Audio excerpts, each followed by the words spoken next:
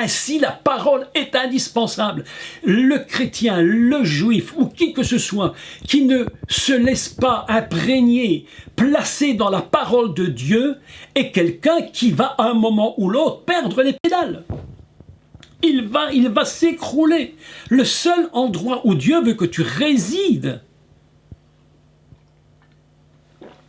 c'est dans le Gan, Torah, fondement.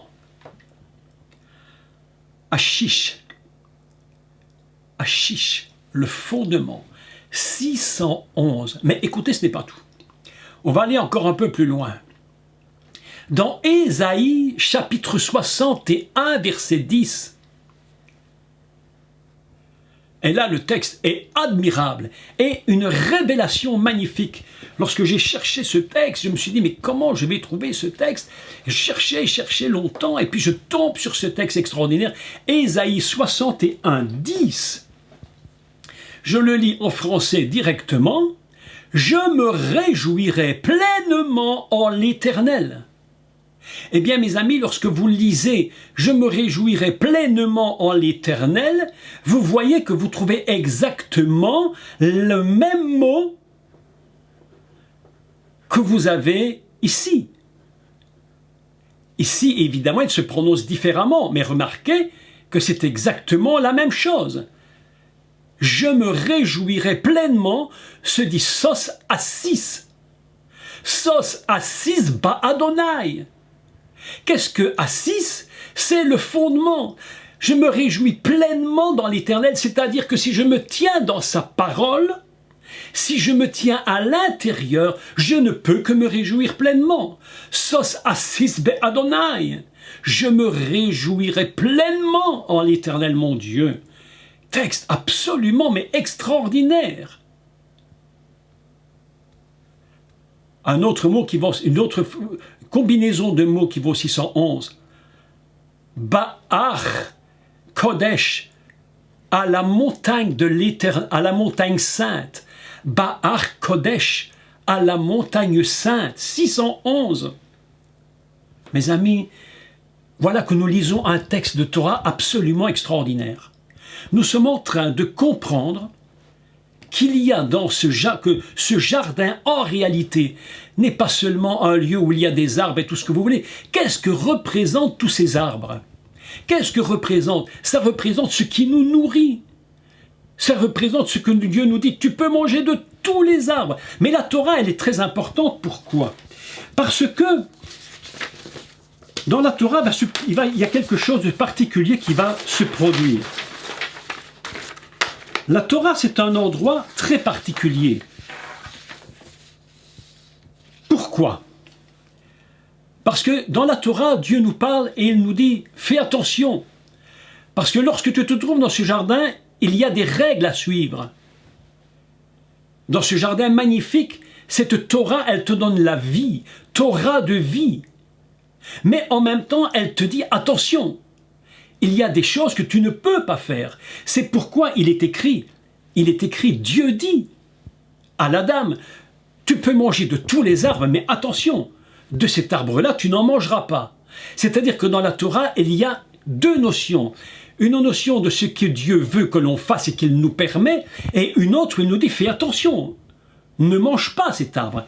Et nous allons lire un texte absolument important, concernant justement, mais avant d'aller plus loin, écoutez, avant d'aller plus loin, je voudrais vous faire remarquer quelque chose de très surprenant dans ce verbe réjouir. Regardez le mot réjouir. Je l'entoure ici. La racine, ici, il est écrit sos. Si vous prenez un dictionnaire hébreu, vous allez lire sous. Mais regardez l'écriture du mot. Aujourd'hui, on fait du pur hébreu, hein, d'accord? C'est que du décodage hébraïque, pour qu'on comprenne comment on lit un texte, d'une façon différente. Si vous regardez bien, je vais vous le faire, je vais essayer avec ma souris de le faire. Nous avons un vav. Le vav, c'est la petite lettre du milieu, c'est la ligne droite ici, c'est le vav. Puis nous avons, vous voyez, deux lettres. Voilà. Je les dessine ici, 1, 2, et 3. 1, 2, 3, 4, 5, 6. Et nous avons quoi en réalité? Qu'est-ce que nous avons? La Ménorah. Autrement dit, se réjouir, c'est quoi se réjouir? C'est la Ménorah, c'est la lumière. C'est pourquoi il est dit, réjouis-toi à quoi? Réjouis-toi à ma lumière. Lorsque tu te réjouis dans l'Éternel, tu es dans la lumière. C'est pourquoi cette Torah est une Torah de lumière, une Torah qui éclaire. L'Adam est conçu pour être mis dans un lieu de Torah de lumière. C'est pourquoi il dit, le fondement, la réjouissance, qui est égale à la Torah, à ce jardin, eh bien, ce jardin est en lui-même une lumière divine. Et c'est pourquoi les rabbins nous enseignent que lorsque Dieu crée son Adam, il était lui-même lumière. Lorsque l'Adam est lumière, il se trouve dans un jardin qui lui-même est de la lumière. Il est lumière divine, la Ménorah. Ménorah. D'ailleurs, écoutez bien ceci, c'est très important ce que je vais vous donner comme texte maintenant. Je vais vous le donner en hébreu, parce qu'en français, il ne signifie pas trop la même chose. Nous allons lire ensemble le psaume 6, verset 23. Et je vous laisse prendre le psaume 6, verset 23. Je le prends en même temps que vous. Proverbe 6, 23, d'accord? Je le lis en français puis en hébreu. Et je vous explique le texte. Et vous allez voir comment ce texte se colle parfaitement dans l'idée du Gan Eden, qui est à la fois une lumière, qui est à la fois, je dirais, cette Torah qui éclaire et qui en même temps va reprendre. Et qui te dit, fais attention, fais très attention. Parce que je te dis, ça tu peux faire et ça tu ne peux pas faire. D'accord? Et je lis. Car le précepte est une lampe et l'enseignement une lumière. En hébreu, kiner mitzvah, car la lampe, la Ménorah, puisque Ménorah, on a nor. Ici, c'est kiner mitzvah, car la lampe, car la mitzvah, car, si tu veux, la lampe est une mitzvah, c'est-à-dire un commandement divin. Lorsque tu te trouves dans le Gan Eden, tu n'es pas dans n'importe où. Tu te trouves dans un endroit où Dieu te dit, où il te dit, la lampe est une mitzvah. Cet endroit de Gan Eden, la Torah est une lampe. C'est une mitzvah. D'accord? Donc l'Adam, que l'on croit parfois être quelqu'un que Dieu a mis comme ça, et puis il vit un peu comme bon lui semble, comme ça vient, est au contraire un être que Dieu crée avec beaucoup je dirais, d'acuité et d'intelligence. Il sait de quoi il s'agit. L'Adam sait de quoi il s'agit. Autrement dit, kiner mitzvah, car la lampe est une mitzvah, est un commandement. Dans l'Éden, il y a un commandement, puisque l'Éden c'est la lumière, puisque l'Éden c'est la Torah de lumière. Ainsi, je t'ai mis, mon Adam, dans un lieu où tu sais que la lampe, la ner, est une mitzvah, un commandement. Ve Torah or, et la Torah, écoutez bien, et la Torah 611, le jardin lui-même est lumière. Un texte absolument génial. Absolument génial. Kiner mitzvah ve Torah or. Car la lampe est une mitzvah et la Torah est une lumière. Vous voyez que lorsqu'on lit le premier texte, Dieu planta un jardin, mes amis, on est dans une dimension absolument extraordinaire. Extraordinaire. On se trouve dans une dimension absolument divine. C'est pas un jardin, bêtement un jardin. Quand il dit tu le cultiveras et tu le garderas, ça veut dire tu garderas précieusement ma parole. Et tu cultiveras précieusement ma parole. Et ne laisse personne entrer. Et ne laisse personne faire n'importe quoi avec cette parole. Beaucoup de croyants sont vraiment des gens qui n'ont pas pris conscience de l'importance de se tenir dans cette parole de Torah. Kiner mitzvah ve Torah or, vederer raim, vederer raim, et il dit, c'est les chemins de la vie. Les chemins de la vie. C'est pourquoi il est écrit dans la Torah qu'au milieu du jardin se trouvait Etz Raim, l'arbre de la vie. C'est le chemin qui mène à la vie. C'est pourquoi Dieu dira à l'Adam après la faute, empêchons-le de prendre ce chemin, d'avancer sa main et de vivre éternellement. Vous comprenez, ces trois petits mots, trois simples petits mots de Torah nous amènent dans des dimensions absolument magnifiques. Kiner mitzvah ve Torah or, car la lampe est un précepte, est un commandement, et la Torah est une lumière. Mes amis, quel texte extraordinaire! Torechot Moussar, et le car, donc je relis dans le sens qu'il faut lire, et les avertissements et les corrections, c'est un châtiment. La correction et le châtiment, l'instruction que je te donne, c'est le chemin de la vie. Autrement dit, lorsque l'Adam est dans l'Éden, Dieu lui dit, fais attention, je t'instruis, je te donne ma Torah. Mes amis, la Torah, écoutez, la Torah n'a pas été donnée uniquement à Moïse, entre guillemets, sur le mont Sinaï.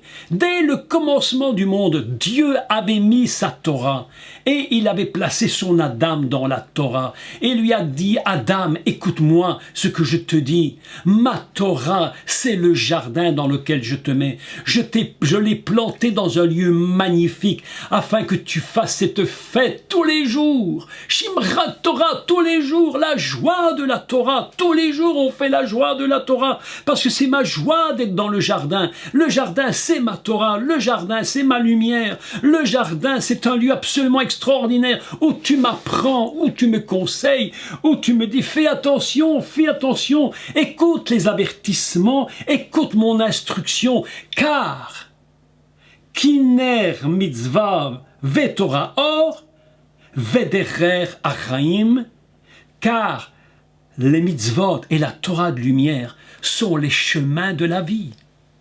Lorsque tu quittes l'Éden et que le chemin est fermé, tu n'as plus accès à cette lumière, tu n'as plus accès à cette vie. Voilà un petit texte, 3 mots hébreux, 3 simples mots hébreux, 3 tout petits mots, tout simples,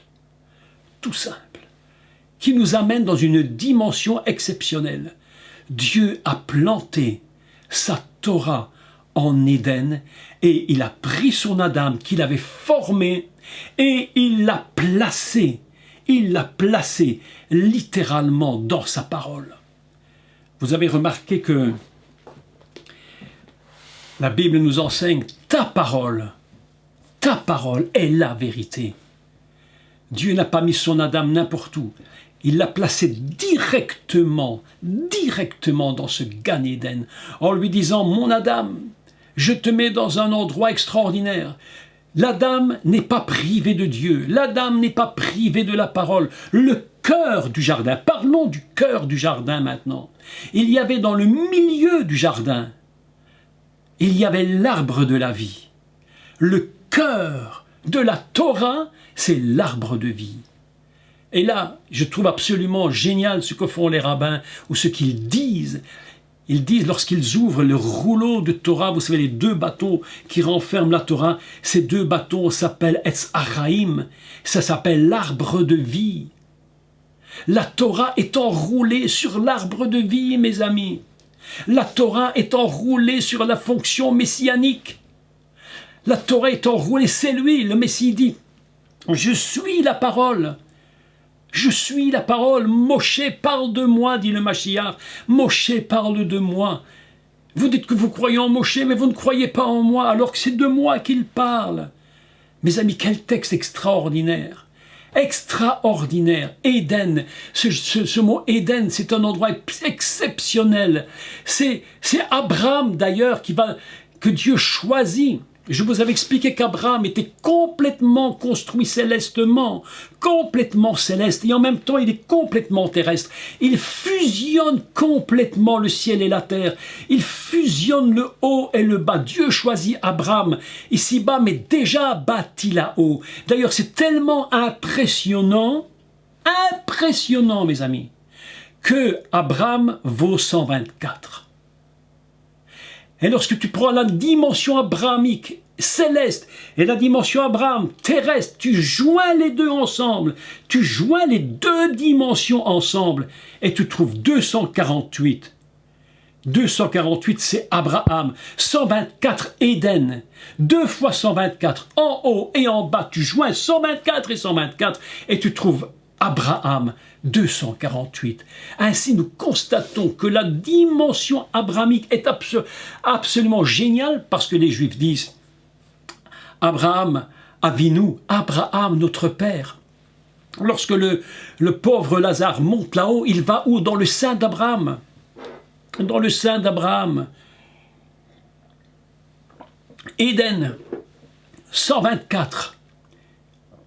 L'Éden céleste. L'Éden terrestre, les deux fusionnés nous donnent ce personnage inimaginable qui va nous conduire. Va dans le pays que je te montrerai. Et la Torah nous enseigne qu'Abraham avait vu de loin. Qu'est-ce qu'il avait vu de loin, mes amis? Il avait vu de loin la patrie céleste. La patrie céleste, le Gan Éden céleste. Parce que c'est là en finalité qu'il voulait aller. C'est là-haut qu'il voulait aller. Nous avons un texte magnifique. Un texte splendide. L'Éternel planta la Torah de lumière, la Torah de joie, dans un lieu absolument de délices. Fais de l'Éternel tes délices, et il te donnera ce que ton cœur désire. Fais du jardin d'Éden ton lieu de Torah. Fais de ce Gan Éden ta lumière. Fais de ce Gan Éden cet endroit où Dieu t'instruit, où Dieu te dit, fais attention, suis mon instruction. Si vous prenez le livre des Proverbes, c'est un livre magnifique. Pourquoi? Parce que ce n'est pas seulement des proverbes, des conseils d'hommes, c'est des conseils complètement divins. Fais attention mon fils, fais attention, fais ceci, ne fais pas cela. C'est ça le Gan Éden. Des gens se disent, mais pourquoi le Gan Éden? Dieu a mis un arbre de la connaissance du bien et du mal, justement pour t'instruire et te dire, fais ceci et cela ne le fais pas. Nous en avions déjà parlé. L'Éternel planta un jardin en Éden. Vaïta Adonai Elohim Gan Be'eden Mikedem, à l'est, là où le soleil se lève, à l'est, Mikedem, où le soleil se lève. Veyachem Sham, et il le plaça là-bas. Qui? Et Hahadam, le Adam, il le place là. Pardon. Adam, Asher, Yatsar, celui, l'Adam, pardon, l'Adam qu'il avait formé. Voilà un texte absolument magnifique, un texte extraordinaire. Nous avons donc appris aujourd'hui sur 3 mots hébreux le principe fondamental. Un principe simplement fondamental. Qu'est-ce que le jardin? Si on fait une petite conclusion, c'est la Torah de lumière, qui elle-même ne peut pas être plantée n'importe où, mes amis. Elle ne peut être plantée qu'en Éden. C'est pourquoi nous devons apprendre une chose, c'est de nous réjouir en l'Éternel, de nous réjouir en sa parole. C'est le psalmiste qui dit « Je me réjouirai dans ta parole ». Je me réjouis lorsque je vois ta lumière. Lorsque ta lumière vient sur moi, je suis dans la joie. Vous imaginez la catastrophe lorsque la dame perd sa lumière. En fait, lorsque la dame tombe hors du jardin, il perd la Torah. Il est livré à lui-même. Et un homme sans Torah, un homme sans la parole de Dieu, c'est un être perdu. Un être complètement perdu. C'est pourquoi Dieu va tout faire, l'Éternel Dieu va tout faire pour ramener Adam et lui dire, mais c'est le seul endroit où tu peux exister. Mes amis, le seul endroit où vous existez, le seul lieu où vous existez, c'est dans la parole de Dieu. Tu es mis sur cette terre, mais le seul endroit où tu existes véritablement, c'est dans la parole de Dieu. Si tu sors de cette parole, tu vas te trouver dans le sadé, un monde de jungle. C'est le monde de la jungle. Le monde tourne comme il tourne aujourd'hui. Grâce à Dieu, il tourne toujours, mais réellement mal. Mais toi, qui as compris que Dieu planta sa Torah dans un lieu de bénédiction, de bonheur, c'est là où Dieu t'a mis. Là où il t'a mis. Je te dis, mon frère, ma sœur, mes amis, vous êtes plantés vous avez été placés dans un lieu qui est à la fois une semence. Et c'est pourquoi Dieu te dit, toi qui es dans ce Gan Eden, protège-le, cultive-le, étudie.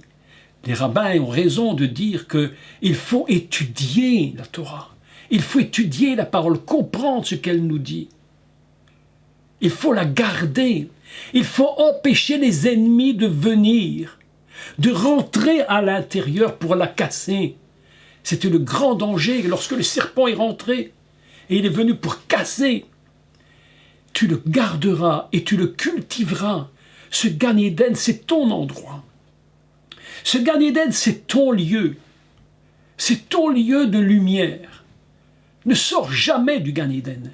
Reste-y toujours. Nous sommes sur cette terre, mes amis, et nous devons comprendre ce que je vous enseigne aujourd'hui. J'espère que je n'ai pas été trop compliqué avec tous mes chiffres et toutes mes histoires, mais, mes amis, nous sommes dans une vérité impressionnante. Impressionnante. La Torah, dans son alphabet, a la même valeur que le mot jardin. Je trouve ça absolument fantastique, parce que c'est là que nous apprenons que l'alphabet divin possède une force qu'on ne trouvera nulle part, une force impressionnante. 53, comme le Gan. 611, mes amis, comme réjouis-toi à sa lumière. Quel texte absolument formidable, quel texte impressionnant. C'est pourquoi je vais clôturer. Lorsque Dieu nous donne cette capacité de semer, vous savez, une vérité que je vais vous expliquer samedi matin. Je fais juste l'introduction pour samedi. Lorsque nous semons, en réalité, nous semons la parole. Même lorsque nous donnons une offrande en argent ou en quoi que ce soit, même ce que tu fais, en réalité, c'est plus que de l'argent. Tu sèmes la parole de Dieu. Tu sèmes la parole de Dieu comme si tu donnais à quelqu'un la lumière du ciel. Lorsque tu bénis quelqu'un, chaque parole que nous disons est une semence. Si cette parole est inspirée de la parole de Dieu, c'est une lumière que tu donnes au monde. C'est une lumière qui guérit. C'est une lumière qui transforme. C'est une lumière qui conduit. C'est une lumière qui attire les pécheurs vers Dieu. Chaque semence que tu fais, c'est pas simplement dire je donne 50 €, je donne 100 €. Non, non, non, non. Si c'est que 50 €, mais tu pourrais donner 1 milliard d'euros. Ça ne changerait rien du tout à ta vie. Non, si ce n'est pas conçu dans la parole, c'est comme si tu ne donnais rien. C'est pourquoi si tu donnes avec joie, Si tu donnes avec joie, tu es dans ce principe, je me réjouis pleinement en l'Éternel. Sos assis ban Adonai, je me réjouis pleinement, c'est-à-dire c'est la Ménorah. C'est la Ménorah. Le mot lui-même dans son dessein est la lumière de Dieu. Quand tu donnes, c'est la parole de Dieu. C'est pourquoi le jardin s'appelle Torah, mitzvah, mitzvot, lumière divine, lumière divine. C'est ainsi que dans le tabernacle, il y a la Torah. Vous savez, quand la Torah brille dans le tabernacle, en fait, ce n'est pas simplement de la lumière. Le mot lui-même signifiera « réjouis-toi devant l'Éternel ». À chaque fois que tu lis la Torah, que tu lis la parole, ton cœur est réjoui. Tu commences de briller de lumière. Tu te réjouis, tu brilles de mon cœur se réjouit en vous. Mon cœur se réjouit profondément parce que je sais que beaucoup d'entre vous, vous semez la lumière par la mitzvah de la parole. Quand je reçois un don ou une offrande, quelle qu'elle soit, j'ai autant de joie de recevoir 10 € ou 1 euro que de recevoir 100 000 €. Parce que je sais que celui qui l'a donné, s'il l'a donné avec son cœur, il a donné selon la Torah et il a semé la loi divine, mes amis. Et lorsque tu rentres dans le temple de Dieu, que tu vois la Ménorah éclairée, tu ne rentres pas seulement devant une Ménorah, tu rentres dans la réjouissance du ciel. Je voudrais, avant de vous quitter, que vous soyez tous des gens qui vous réjouissiez de toute votre force à la Torah de Dieu, à la parole du Seigneur. Quand tu vois le Seigneur, il dit « Je suis la lumière ». Quand il dit « Je suis la lumière », il dit « Je suis la parole ». Tout a été créé par la parole. Autrement dit, tout est créé par la Torah elle-même. Torah de lumière, Torah de vie, Torah de feu, Torah de joie. Ça s'appelle « Vaïta Adonai Elohim ». Vaïta Adonai Elohim, Gan Be'eden. Il a planté un jardin en Éden. Quel texte!